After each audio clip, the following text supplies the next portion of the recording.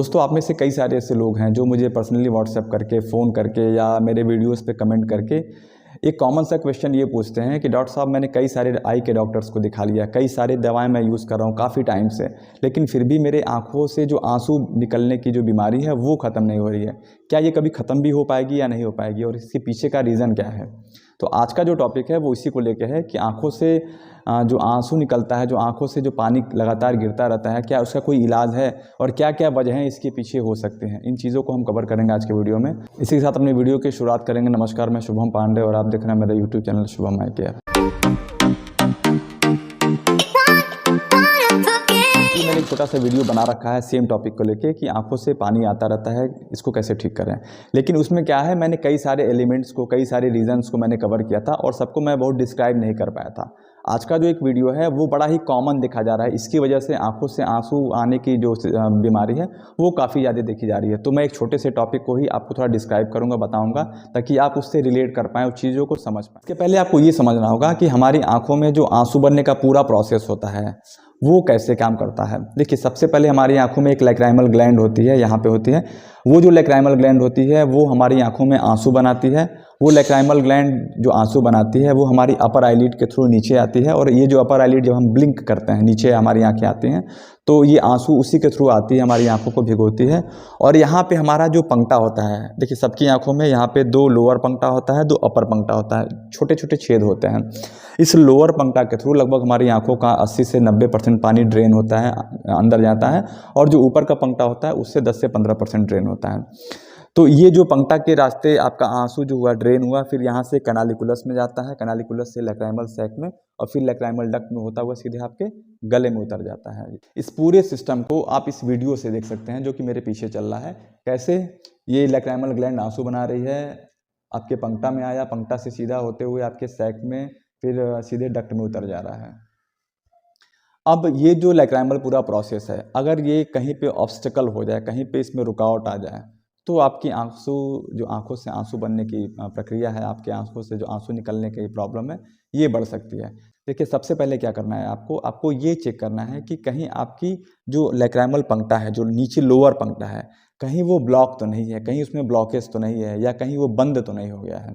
आपको सबसे पहले चेक कैसे करना है, आप चाहें तो एक शीशे में देख सकते हैं, चाहे अपने मोबाइल में ही चेक कर सकते हैं कि जो नीचे का पंक्टा है उसमें छेद बना तो है, क्योंकि एक छोटा सा छेद वो क्लियर दिखाई देता है।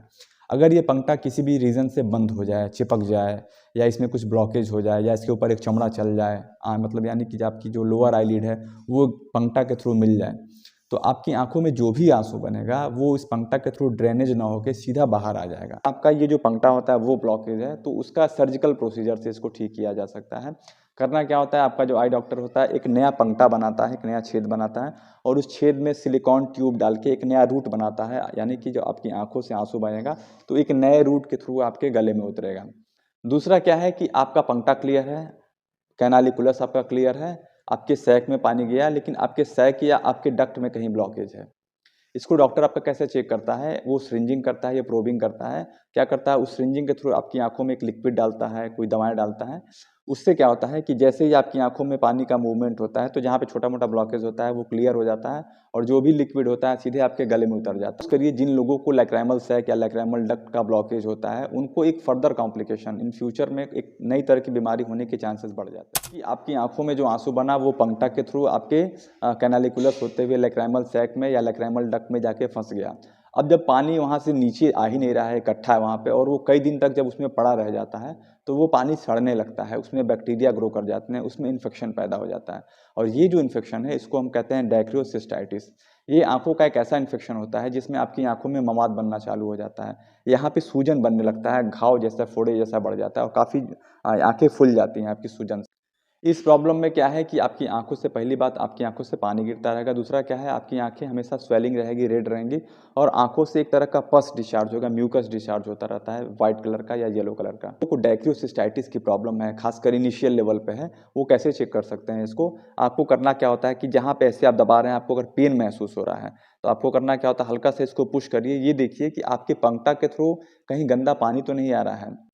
अगर आपकी आंखों से गंदा पानी आ रहा है तो आपको टाइम टाइम पे उसको ड्रेनेज करना होता है, क्योंकि अगर पानी इकट्ठा रहेगा तो वहाँ पे पानी सड़ना चालू हो जाएगा और उसमें स्वेलिंग चालू हो जाएगी। तो सबसे पहले क्या करना होता है आपको कि हल्का सा पानी बॉयल कर लीजिए, उसको कॉटन से या कॉटन के कपड़े रुमाल से आपको उसमें पानी को भिगो के और उस पॉइंट पे जहाँ पे आपको सूजन लग रहा है उस पर ऐसे धीरे धीरे प्रेस करना होता है। दिन में 2-3 बार कर सकते हैं, 5 से 10 मिनट के लिए करते हैं। उससे क्या होगा ना कि जो भी आपका पानी है वो पीछे की तरफ ड्रेन हो जाएगा, पानी जो गंदा पानी वो बाहर आ जाएगा और इससे आप अपने सूजन को कम कर सकते हैं और इन फ्यूचर में आपका जो ब्लॉकेज है वो भी क्लियर होने के चांसेस हैं। सेकेंडरी क्या चीज़ कर सकते हैं, आप अपनी आंखों का ये मसाज कर सकते हैं फिंगर के थ्रू। आप इन दोनों फिंगर्स को यूज़ करके अपनी आंखों का मसाज कर सकते हैं, ऐसे ऐसे पुश करके ये ऊपर से लेके आते हैं नीचे तक लेके आते हैं। इसको दिन में 40 से 50 बार कर सकते हैं।